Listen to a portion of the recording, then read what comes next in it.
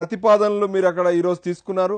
ఈరోజు ఇమ్మీడియట్ గా మనము గవర్నర్ గారి ముందుకు తీసుకెళ్లేటువంటి ప్రయారిటీస్ ఏంటి? అంటే ఈ రాష్ట్రంలో రెండు కమిషన్లు కావాలని కోరుకుంటున్నారు. అది మన యాక్టివిస్టులు ఏమనుకుంటున్నారు అక్కడ?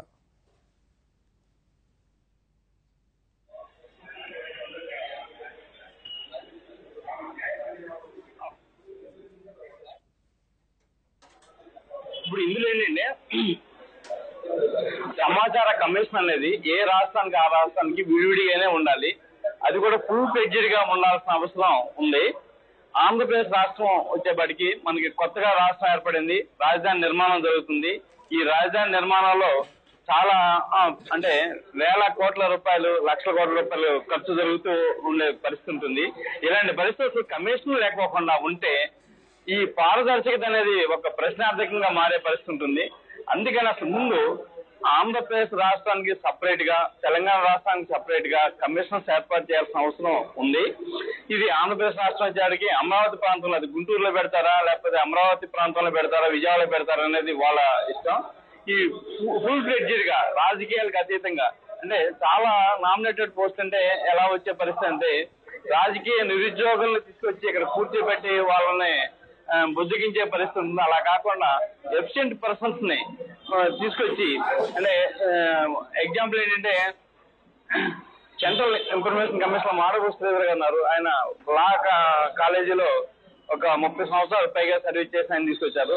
అలాగే విజయవాడలో కూడా చాలా మంది డిగ్రీ కాలేజీ ప్రిన్సిపాల్స్ వాళ్ళు ఉండి వివిధ రంగాల్లో చేసిన ప్రజా సేవలో ఉన్న వాళ్ళు ఉన్నారు.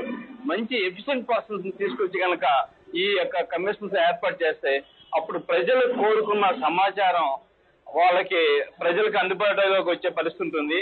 అలాగే అసలు ఇప్పటి వరకు ఉన్న కమిషన్ కూడా సక్రమంగా పనిచేయలేదు. దానికి చిన్న ఉదాహరణ ఏంటంటే సమాచార హక్కు చట్టం వచ్చి 12 సంవత్సరాలు గడిచిపోయిన తర్వాత కూడా 4(1)B అనేది ఒక ఉత్సవ విగ్రహం లాగా మిగిలిపోయింది. అది ఏ డిపార్ట్మెంట్ లో కూడా ఇంప్లిమెంట్ అవ్వని దిస్తుంది. వచ్చే కమిషన్ వీటన్నిటి మీద దృష్టి పెట్టి ఒక ఎఫిషియెంట్ గా పనిచేసే వాళ్ళు ఉండాలని చెప్పేసి సత్యనారాయణ గారు ఇప్పుడు మా కోటేశ్వరరావు గారు చెప్తున్నారు, ఈ దాదాపు అంటే 1 సంవత్సర కాలం పట్టవచ్చు కమిషన్ రావడానికి.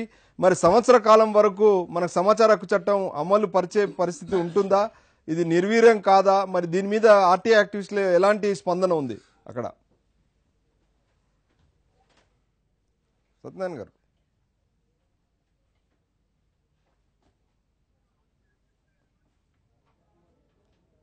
సత్యనారాయణ గారు తీర్మానాలు ఏంటో అవి అనౌన్స్ చెప్పటం లేదు. ఏం తీర్మానం చేస్తున్నారు?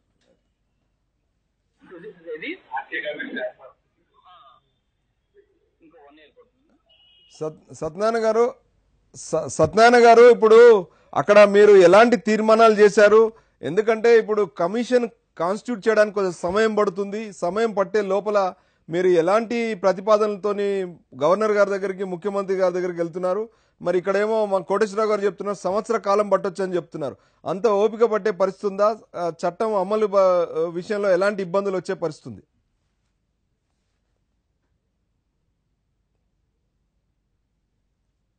సత్యనారాయణ గారు.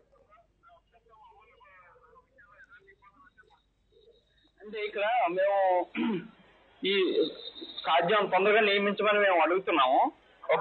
ఒకవేళ జాప్యం అయితే కనుక మాకు ప్రత్యేకంగా వచ్చే ఇబ్బంది ఏం లేదు. మేమేం చేద్దాం అనుకుంటున్నాం అంటే ఫస్ట్ పిఐఓకి లెటర్ పెట్టి పిఐఓ నుంచి కనుక సమాచారం రానట్లయితే ఐపీసీ 166 ప్రకారం వాళ్ళ మీద నిర్లక్ష్యంగా వ్యవహరిస్తున్న చెప్పు మీద చర్యలు తీసుకునేందుకు ప్రభుత్వానికి మేము ఒక పర్మిషన్